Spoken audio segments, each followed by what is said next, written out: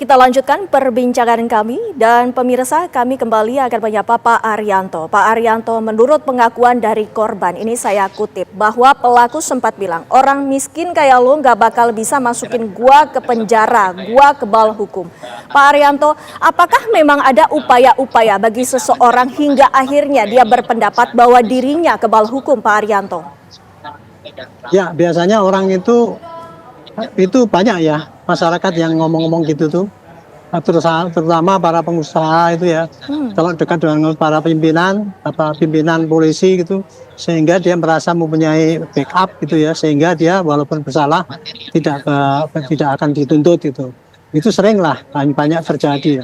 Nah, dalam kasus ini menunjukkan salah satu contoh ya, begitulah orang banyak kejadian yang di lapangan sana yang tidak sempat terketahui oleh masyarakat. Nah, ini kan contohnya ya, ada itu.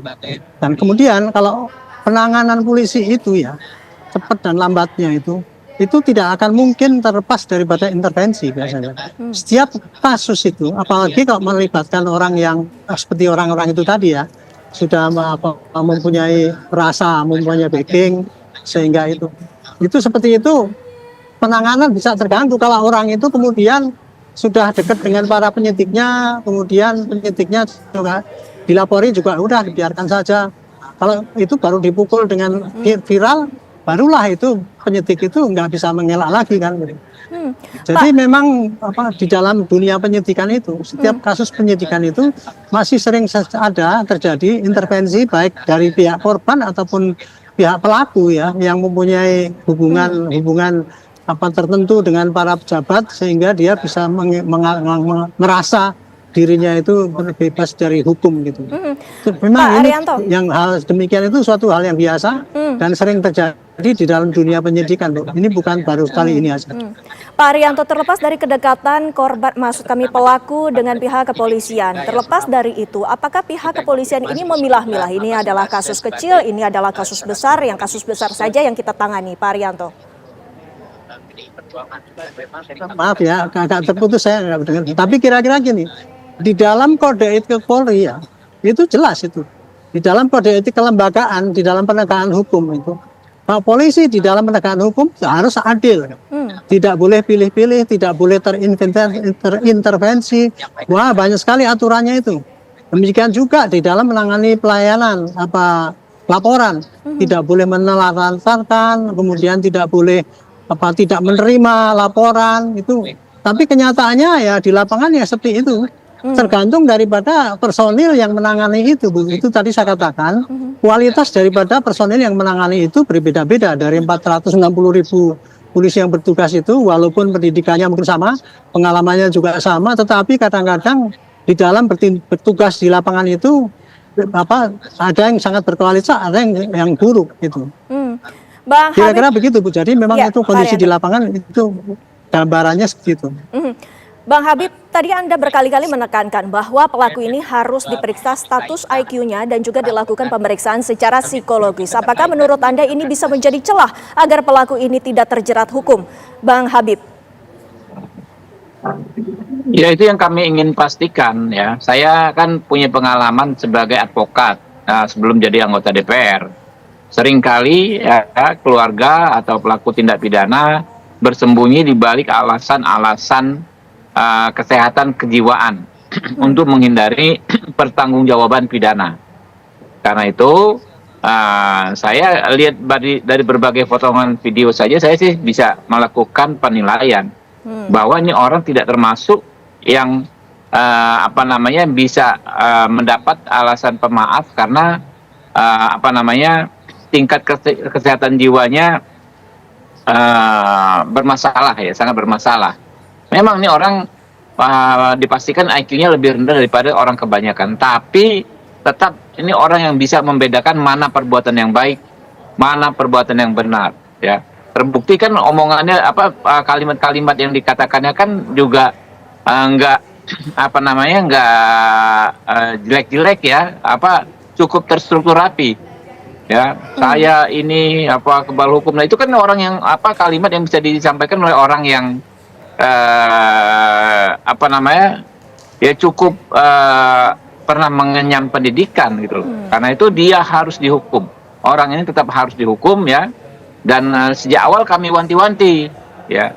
Mulai dari penyidikan, mulai dari penuntutan, lalu di persidangan.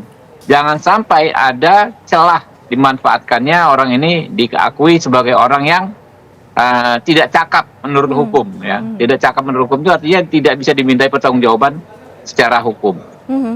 Bang Habib, ini kan kita bisa sama-sama sepakat bahwa pelaku ini ada tindakan arogansi dan juga melakukan tindakan intimidasi. Bahkan kami juga telah menerima pesan bahwa saksi saja takut untuk bersaksi untuk dari korban ini.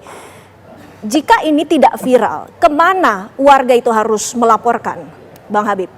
Jadi gini Mbak, kita memang sama-sama melakukan upaya perbaikan kinerja institusi Polri, ya.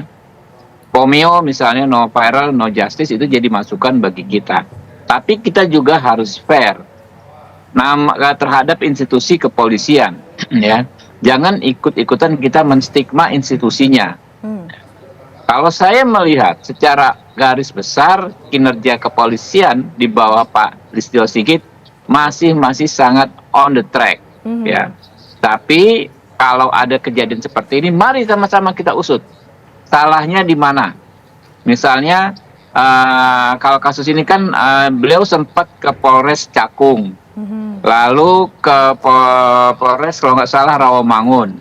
Mungkin itu pertama dipersoalkan soal lokus deliktinya, ya, pemahaman di masyarakat maupun di aparat yang menerima laporan. Tempat kejadian pidananya di mana, sehingga dua polsek tersebut seolah saling lempar. Lalu terakhir baru diterima di Polres Jakarta Timur. Sampai di situ sebenarnya sudah oke. Tapi harusnya ya kemarin jadi masukan juga disampaikan oleh anggota Komisi 3 Pak Rikwanto, harusnya di follow up segera.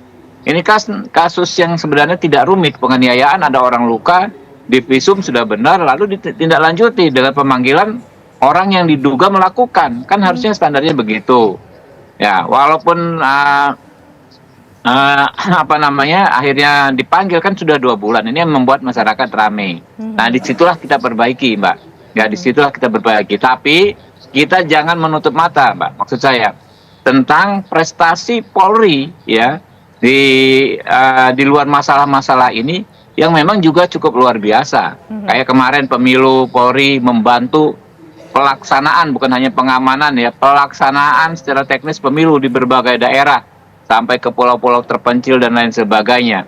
Jangan sampai kasus ini membuat demoralisasi istilahnya, meruntuhkan moral anggota-anggota Polri lain ya, mungkin 99%-nya ya, dibanding yang 1 atau 0,0%-nya ini ya, meruntuhkan moral ya yang sudah bekerja baik daripada yang terus berbuat masalah. Nah, ini sama-sama kita kawal, Mbak.